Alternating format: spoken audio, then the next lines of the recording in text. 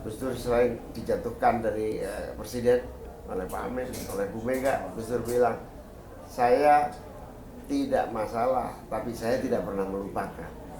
Saya tidak dendam, tetapi saya tidak pernah membuat ini sebuah catatan. Karena itu dendam tidak ada dalam kamus membangun sebuah bangsa. Kan yang dikangenin kalau Gus Dur bicara itu kan endingnya, guyonannya, jenakanya yang selalu dinantikan oleh banyak kalangan, Gus.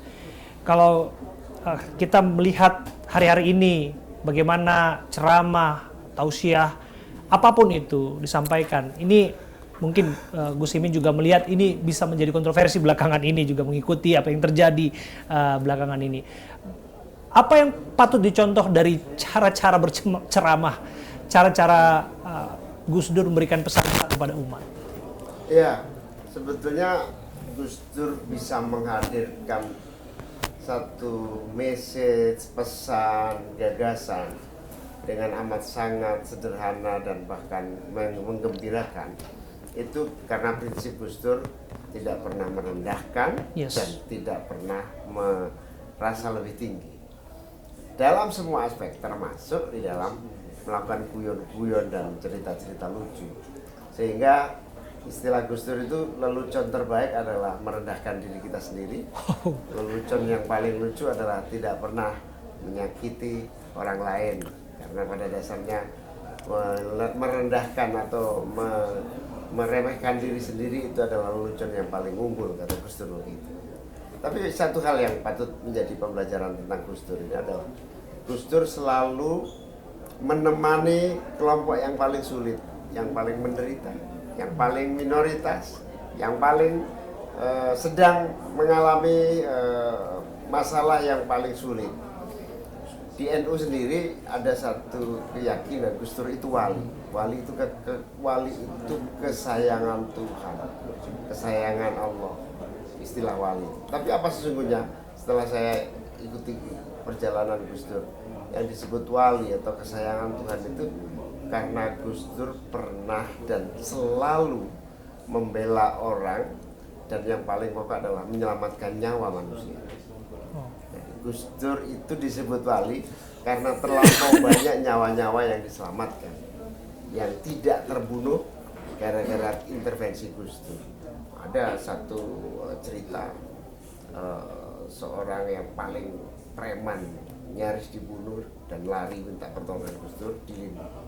Hatta pada wilayah perlindungan kepada jiwa itu memang doktrin agama yang telah salah satu pilar agama adalah menyelamatkan nyawa, dan itu tidak main-main. Gus Dur praktekkan, dan itulah yang kemudian dia disebut wali. Luar biasa. Apa yang tidak mungkin Gus Imin lupakan dari sosok Gus Dur? Gus Dur itu ketika memiliki ide yang tidak bisa diterima kalangan pihak, kita sebagai pendamping, pengikut, tamengnya gitu kan selalu panik dan kemudian selalu ikut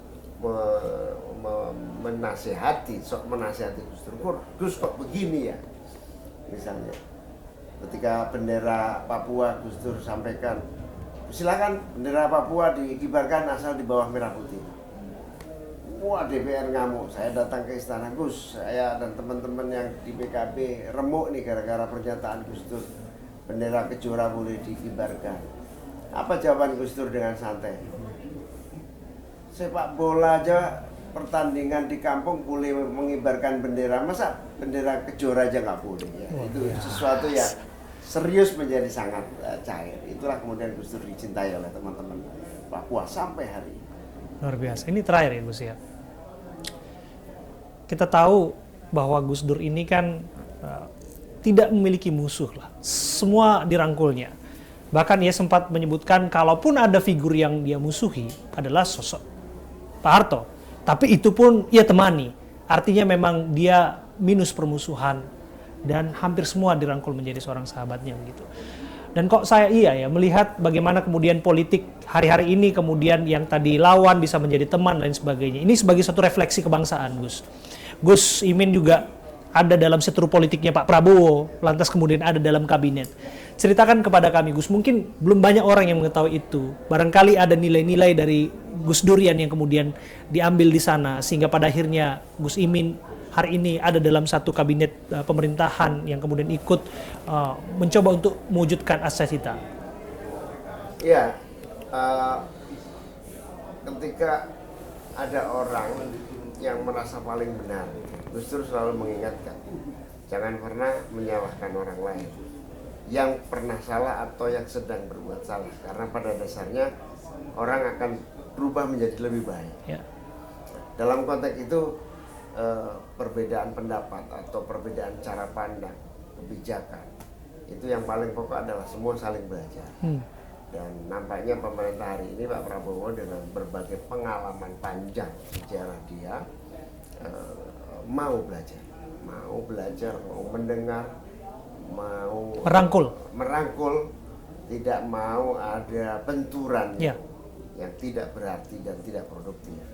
Lalu kemudian yang saya tangkap dari spirit Pak Prabowo kali ini adalah jalan tercepat untuk menuju kemajuan itu melalui persatuan. Persatuan itu bisa dibangun dengan memaafkan, menghargai perbedaan. Ini luar biasa sih. Saya masih ingat sih pantun Pak Prabowo untuk Gus Imin. Saya boleh sebutkan itu, Gus. 1-2 cempaka biru, 3-4 dalam jambangan. Kalau dapat kawan baru, kawan lama dilupa jangan. Betul. Betul ya, Gus?